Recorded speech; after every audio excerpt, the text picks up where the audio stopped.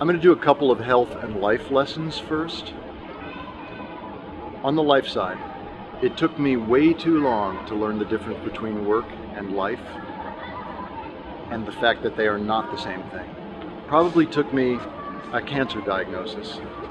And so as a personal piece of advice, work is not the same thing as your life, and learn to figure out which is which, and learn to give yourself the space to have a life, because your health depends on it.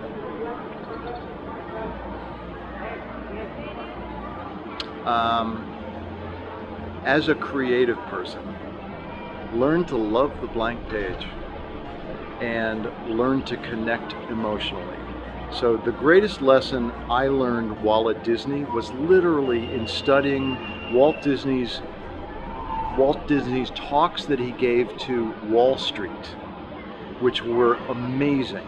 So what Walt Disney taught as a storyteller was, if you connect someone emotionally, it opens their heart, and after the heart opens, the pocketbook follows, right? And he would. You've done a great job in this interview, because I keep choking up. Yeah. So if you can open someone's heart, you will open often their pocketbook and their investment as well. And their commitment to you, in a sense, to your vision. Yes.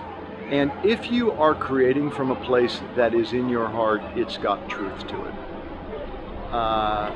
For me, I always am challenged by people who, when my truth meter veers to the red, that's not a product I will follow or adhere to. So, working for the Walt Disney Company as a creative person was a dream, but my work-life balance was out of whack. In terms of starting a company, Reimagine Well is started by someone who's principally creative and someone who's principally a visionary doctor. We're great at coming up with a treatment, and we suck at putting together a business plan and the right ways to monetize it. So as a word of advice on that level, partner with all of the disciplines required. We've been very fortunate in that our product sells itself pretty well. So we've been able to launch and, to this point, build the company on the backs of funded projects.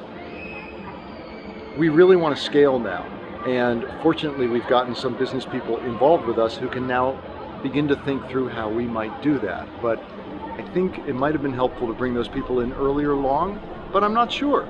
This gave us, by building our company on the backs of projects, it gave us the runway to not have to deliver an ROI immediately in the first quarter in whatever. That's the other thing that I think American entrepreneurialism has suffered from dramatically since, don't crucify me, the advent of the MBA, is the idea of generational brand building. So Walt Disney was a generational brand builder.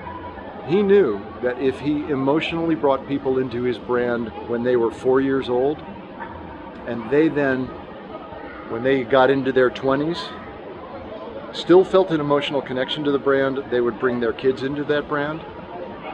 He knew he would build a company for decades and decades and decades on the emotional resonance of what I call generational brand building. Steve Jobs knew it.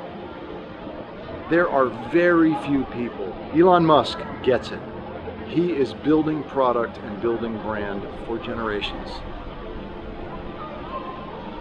The average, I won't say the average. There is a realm of thinking in business today that unless you're making a certain hurdle for your ROI by the next quarter, you're not successful and you're done.